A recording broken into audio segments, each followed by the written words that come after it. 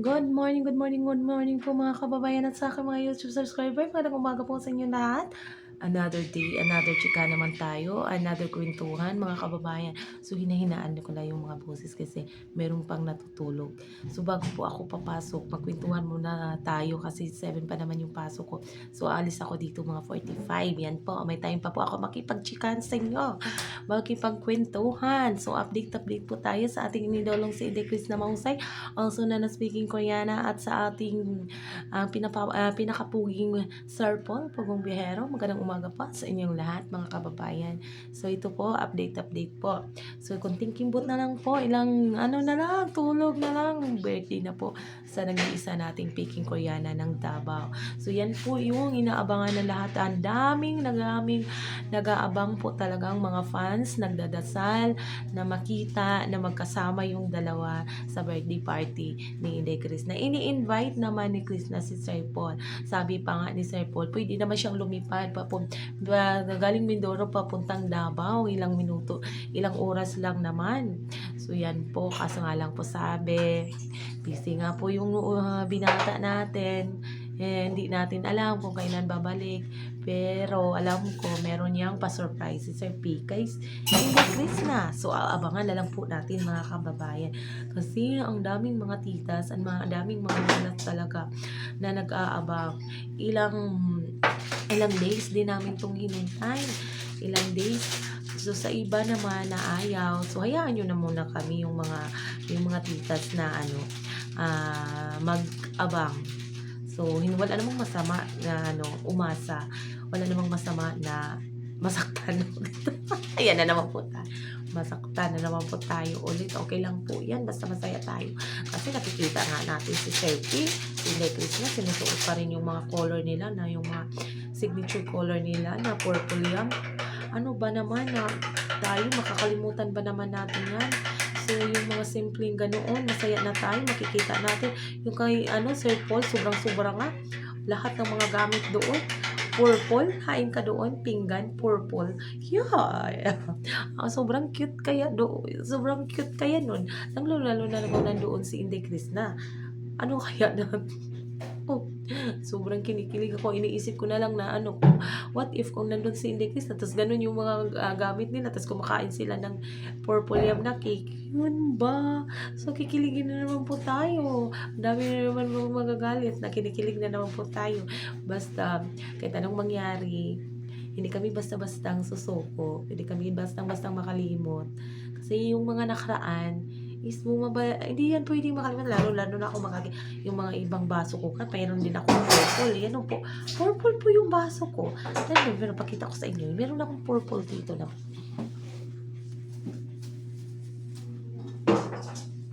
Ito. Oh, ito. Purple na, diba? Purple.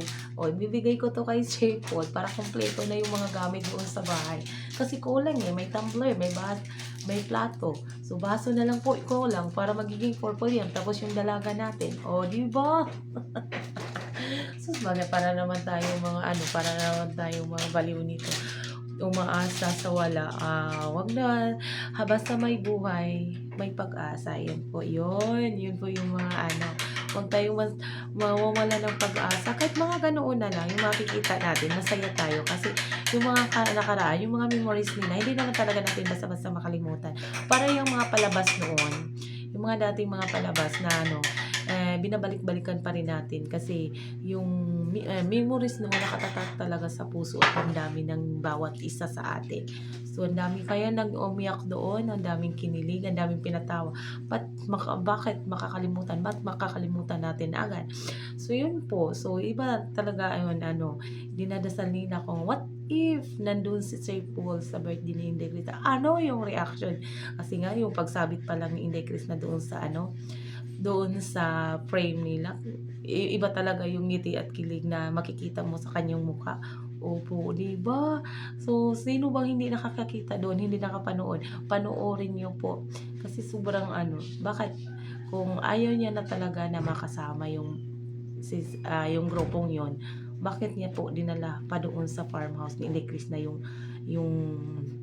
frame na yun, kung kinalimutan na po talaga yung nakaraan nila, 'di ba po? So, sa live pa lang makikita mo yung mga harutan, mga ano nila, yung mga asaran. Gano'n din po sila sa ano, sa 'di ba, sa totoong ano kung sila magkikita, gano'n sila mag-asaran. Gano'n din sila mag-asaran sa social media. Pero yung last talaga ako, na-amaze ako sa puan. Kahit inulan ng bash, pangba-bash si Inday Krishna, inulan siya ng mga masasakit na salita, pero yung nag-iisang napawaw talaga sa mga tattoo ni Inday Krishna is nag-iisa si Sir Paul. Si Sir Paul po talaga sa ano, sa dami ng mga buzzers na ano kaya yung ano, naramdaman yung iba doon na ano, yung mga fans ng Chris Pao, tapos nang babas sila kay Inday Krishna. Ano kaya yung mararamdaman nila noon doon na ano, na nakita nila yung iniidolo nila na nag-comment doon, tapos na napawaw sa tattoo ni Inday Krishna. So masaya kayo or ano, guilty kayo sa sinabi nyo?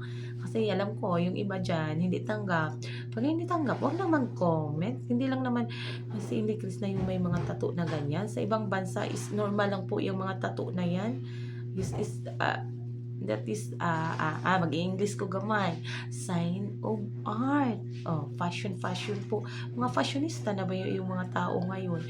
Grabe. Pag nagpapapatato kasi yung mga tao, ibig sabihin yun, is ano yun sa nilang katawan. Is ano, nagpapakita yan na kung ano ba sila, kung ano sila katatag sa buhay nila. Kasi pinaliwanag naman ni Chris na kaya siya nagpalagay ng tattoo, kasi yung mga dating tattoo niya, yung mga dating nakaraan niya, kasi yung tattoo na yun, pinapalagay niya kung meron siyang mga problema, mga emosyon na gusto niyang ilabas. So kasama yung mga tropa, barkada, kaya niya napalagay yung mga tattoo na yun na wala talagang intensyon na ganon yung mga tattoo. Pero yung nasa baywang, gusto ko po yun.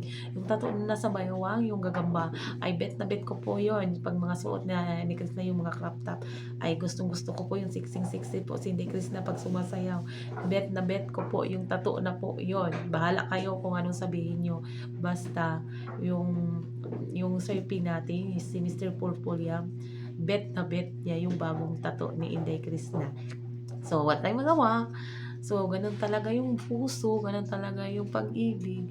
Kahit anong sama ng ibang tao sa kanya, mahal pa rin niya. Ay, sus, nako, ito na naman tayo mahal. So, kaya tayo na naman yung gumagawa ng mga kwento-kwento. Wala namang masama kung umaasa, di ba? Kung gumagawa man tayo ng mga kwento, pero happy naman tayo, go. Pag gumagawa naman tayo ng kwento na masasaktan tayo, wag na lang. Pero yung mga kwento na nagpapasaya sa atin, pipigilan po natin. Yan po yung nagpapasaya at nagpapaano sa atin, nagpapaginhawa at nagpapalakas sa araw-araw nating mga gawain. So, anong oras na ba? Baka ako malate. So, yun po. So, aabangan na lang po natin mga kababayan kung dadating ba yung Mr. Purple Yam kay Miss Purple Yam. So, yun po talaga yung aabangan natin mga kababayan. So, hihintayan na lang natin. Malapit na po. Ilang tulog na lang po. Busy na po sa pagpe-prepare ng mga si Inday Uglot doon sa farmhouse ni Inday Krishna. At aabangan nyo kung sino talagang dadating doon sa birthday party ni Inday Krishna. Kung sino po yung mga alam ko na doon yung BFF. Meron pala akong chika. Itong si Karding pala, sa mga taong nagsasabi na jowa ni napanood niyo pa yung huling video ni Inday Krishna. Tukuya po yung tawag niya kay Karding. So, nakikita ko, yan ba yung jowa na tatawagin kang kuya? Tapos, ay pagbabago. Diba nag-vlog po yan si Karding na pupunta doon sa farmhouse. Kaso nga lang, aalis si Krishna.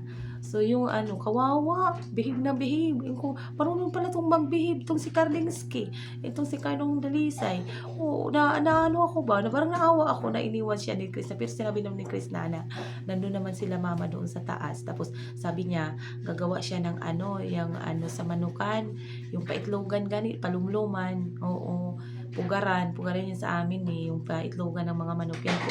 Kung marunong pala itong mag-behave tong taong to, kasi ang kulit to, pag nagla-live, sobrang kulit, sobrang basta, pinapakita niyan, sobrang pogi tong Karding to. Pero gusto namin, behave food content, Karding. Pero bili ba po ko ni Kylie? Layo ba yun sa kanila? Ano pinupunta niyo para samahan si Inday Krishna? Pumupunta pa siya doon sa pagpapatato ni Inday Krishna. Sumasama siya sa live. Napaka-supportive po na kaibigan si Kuya Cardi. So, mamahalin din po natin yan si Kylie Ski. So, yan lamang po. At ako'y aalis na at maghahanap buhay pa yung nanay para sa mga kanyang mga anak. So, magandang araw po mga kababayan. Good morning po.